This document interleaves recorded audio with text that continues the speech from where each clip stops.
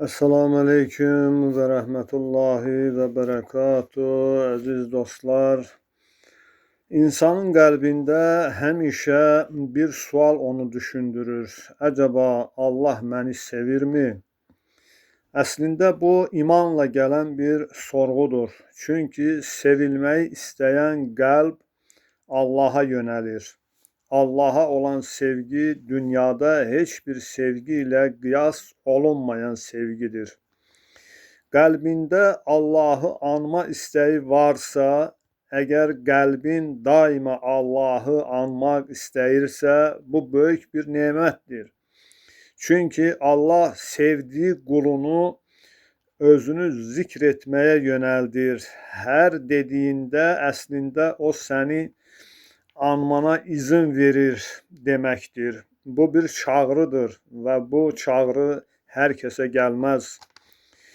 İkinci, günah işlədiyində için rahatsız olursa, günah işləyib heç bir şey hiss etməmək qəlbin qaralmasıdır.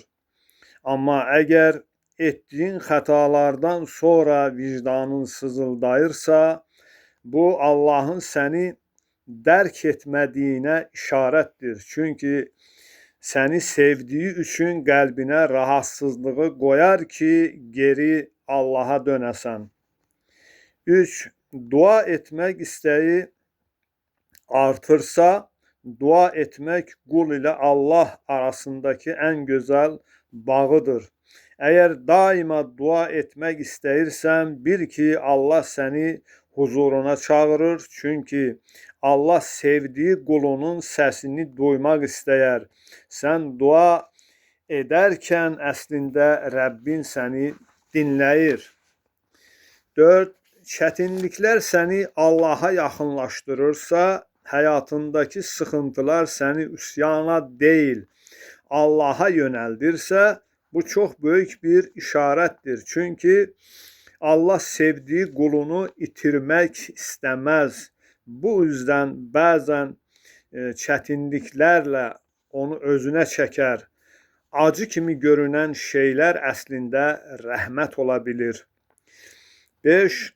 Yaxşılıq etmək içindən gəlirsə, əgər birinə yardım etmək, yaxşılıq etmək, gözəl davranmaq içindən gəlirsə, bu Allahın qəlbinə yerləşdirdiyi bir mərhəmətdir. Allah sevdiyi qulunu yaxşılıqda sınayır. Sən yaxşılıq etdikcə əslində Allah səni ucaldır. 6. Haramdan uzaq durmaya çalışırsan, hər nə qədər çətin olsa da haramlardan qaçmağa çalışırsan, bu çox qiymətlidir. Çünki nəfs hər zaman asan olanı istəyər. Amma sən çətin olanı seçirsən.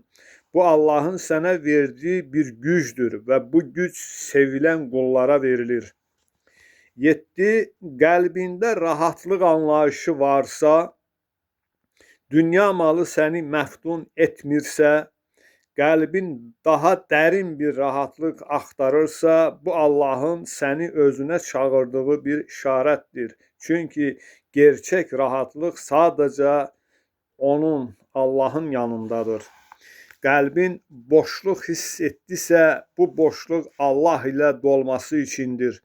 Unutma, Allahın sevgisi hər zaman rahatlıqla, bəzən bir göz yaşında, bəzən də bir yalnızlıqda saxlanılır. Amma əgər qəlbin hələ Allaha yönəlirsə, bu böyük işarətdir. Çünki Allah sevdiyi qulunu özündən uzaq buraxmaz.